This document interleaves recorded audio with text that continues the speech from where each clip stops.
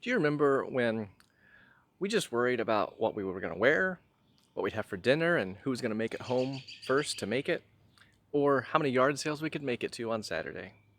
Do you remember when a lot of our concerns revolved around having enough time or not?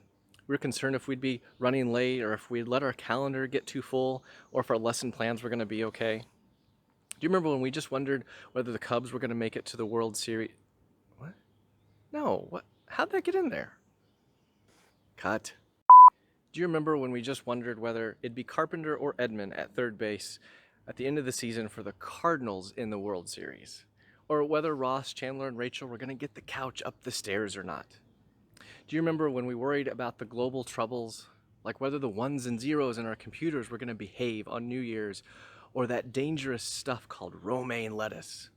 Those were the days, because now we're concerned about a novel disease, social distances, and economic depression.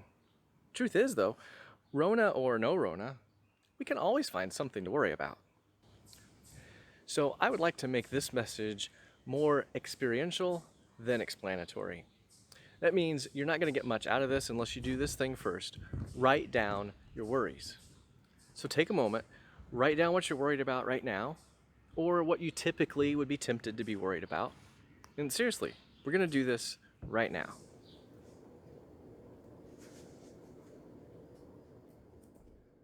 And try to think of something besides just the afraid of the unknown, or we have nothing to fear but fear itself.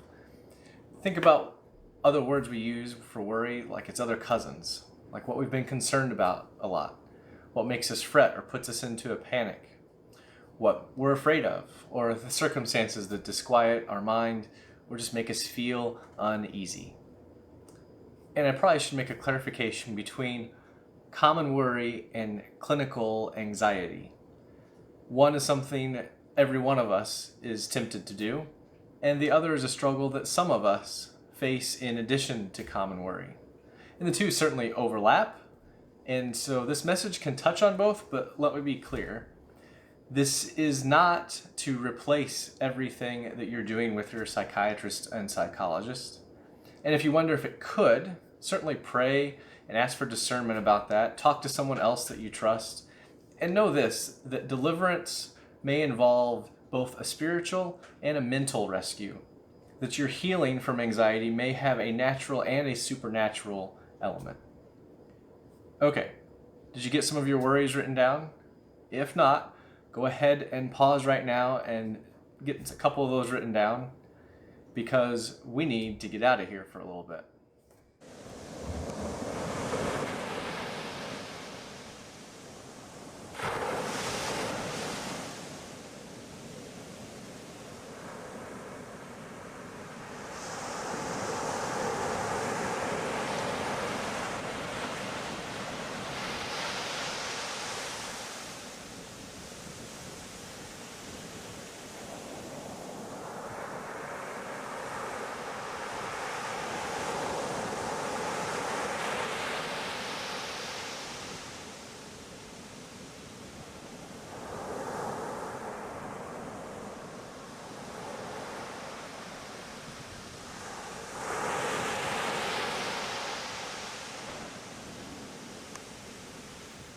Worry hijacks the good desires that we have to take care of our people, our plans, our property, and makes us waste today's energy on trying to take control of tomorrow's issues.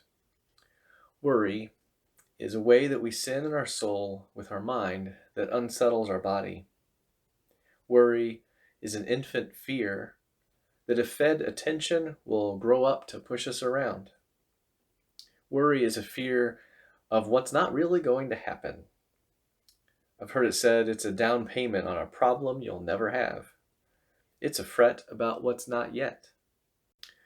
Worry is buying the doubt and believing a lie our mind is hearing. Worry is obsessing over what we do not have control over. Another way I've heard it put is that worry is like a rocking chair, giving us something to do but not getting us anywhere. Worry doesn't take away tomorrow's troubles, it takes away today's peace.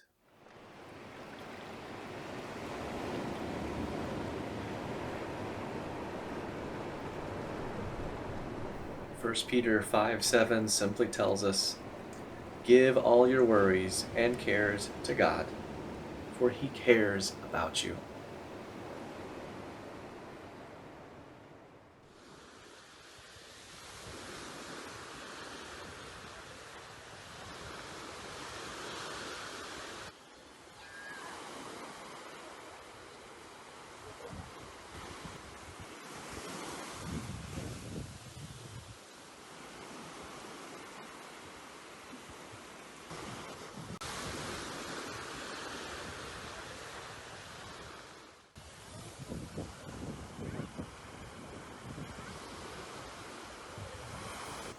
All of our worries are like writing in the sand.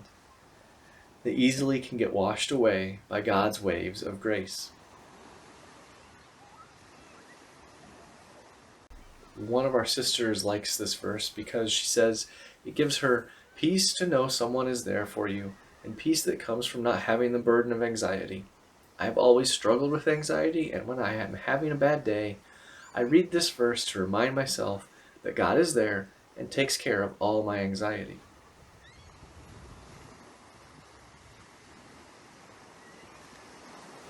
I like this imagery of God's waves overtaking our worries.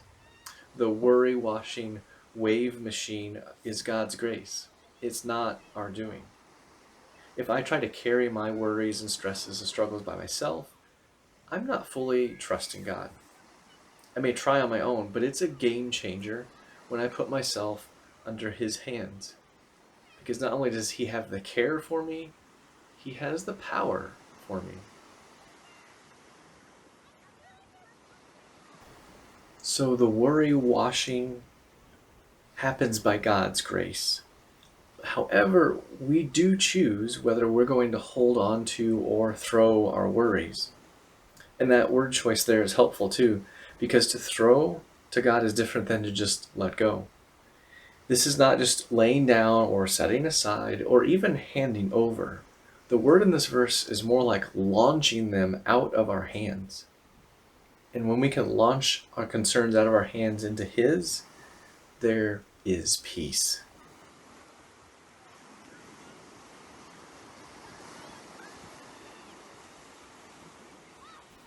This is especially true, or more quickly our experience, when we can call out and name our worries.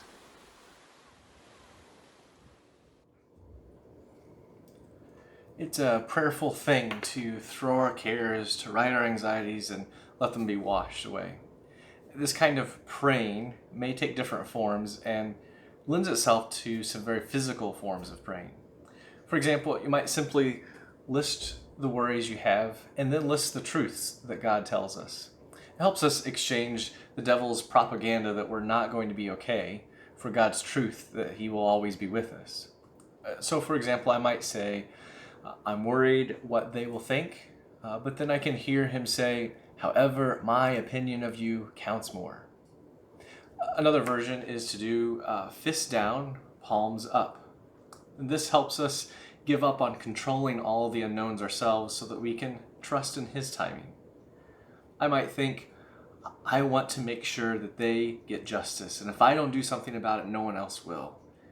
But then we can feel God say, you know what, I'll take care of that. Let me be in charge of things like vengeance. Or another one is to do arms out and arms in. This helps us take the pressure off of ourselves to hold it all together and allows us to rest in His embrace. I might be concerned about providing enough or how I'm going to provide enough for my loved ones, but then I can sense His reassurance. He says, if you trust me most, then I can help you figure out how to line up the rest of your life. Whatever method we want to use, we're going to have two parts. There's going to be the writing, and then there's the washing.